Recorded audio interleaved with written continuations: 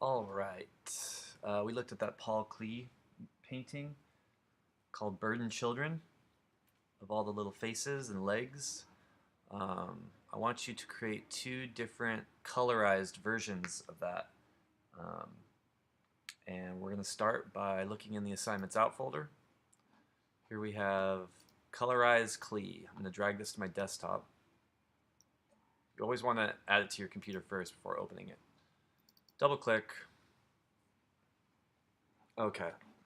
Now, I have graciously kind of organized things for you. If you look in the Layers window, I want you to create a colorized version that only uses two complementary colors, and then another version that only uses three analogous colors. Complementary meaning they are the opposite. So we have red, green, blue, orange, and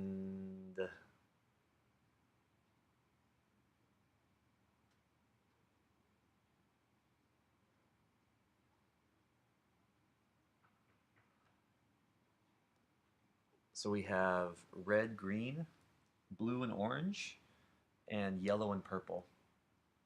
So I'm going to look inside this complementary colors folder by clicking on the triangle. There's two empty layers here. I want you to keep the background locked down. Do not draw on top of the background layer. You're only going to place individual colors on each layer here. So for the complementary colors, I'm going to go with blue and orange. So I'll lay my blue down on this layer. Notice I've also set the opacity at 50%. So everything you paint on here is going to let the nice little markings, all these black spots, if I zoom in, a lot of fun little marks here are going to show through. So yeah, I'll start off with my yellow color. Sorry, I said blue and orange. I'm going to use this blue first. Switch to the paintbrush tool. You can right click to change the hardness or the size of the brush. For this, I think we're going to go to like 70%, 78. Doesn't matter. Figure it out. Whichever one looks best to you. I'm going to go away from this window to see how big my brush is. I'm going to go a little smaller. So we'll go to like 45 pixels. Okay, let's start painting. So I'm just going to lay down this nice blue, kind of a powdery blue. Another great thing about working on separate layers is it's so easy to like just brush in here, go too far, and then grab the eraser tool and erase the spots that you went too far on. So come down here, choose eraser, and right click to set the similar hardness here. I think I did 75. And then just kind of erase away some of these spots, like so. A really cool thing is, like, let's say I wanted to erase kind of everything from here to here. You can click kind of at point A, hold down the Shift key, and click, and it erases everything in between.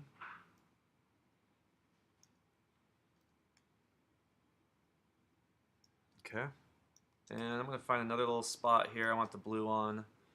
So we'll switch back to my brush and paint in here. I'm going to do a real quick job here so you don't get too bored. And really, it should be you doing all this, not watching me do it. Okay. And then now when I switch to my orange, I'll go to the second layer. We'll click on the color down here. And yeah, I actually like that. Okay. Awesome. So yeah, you can see it showing through. Kind of a fun little design here. When you use complementary colors right next to each other, it kind of like vibrates a little bit. It's kind of trippy. Okay.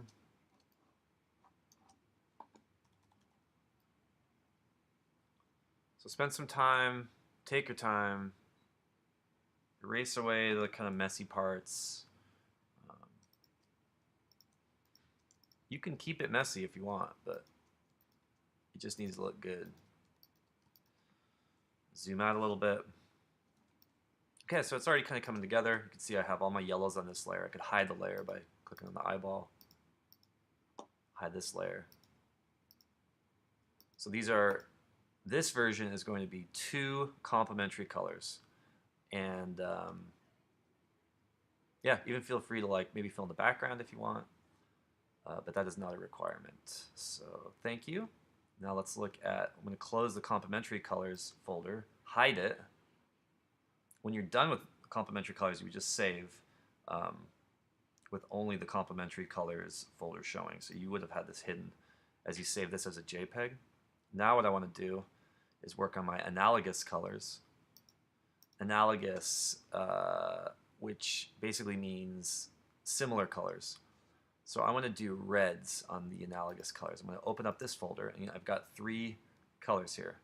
So I'm going to choose color 1. Click on this layer. Let's come up to the reds. Maybe I'm going to do like 3 different shades of pink. Might be fun. I'll start with this guy. Grab my brush tool and just start painting in.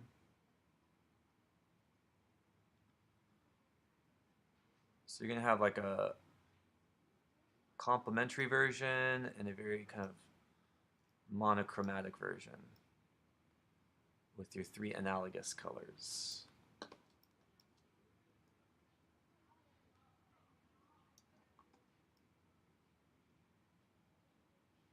Okay, so there's 1 shade of pink. Now I'm going to go back to my second layer here, choose my color picker, and I'll go a little lighter here. Click OK.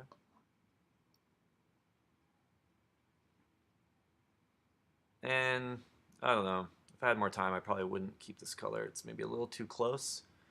But basically, any colors that are similar, so pick 3 different kind of greens, 3 different kinds of yellows, whatever looks cool.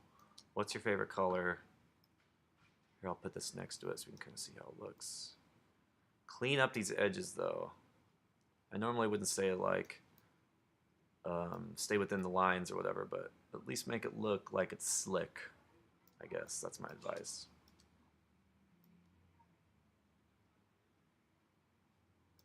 And then for the third color, I'll choose a different shade of pink. Maybe something, ooh, this is more of like a crimson. Might be too dark. Let's see how it looks. Oh no, that's great.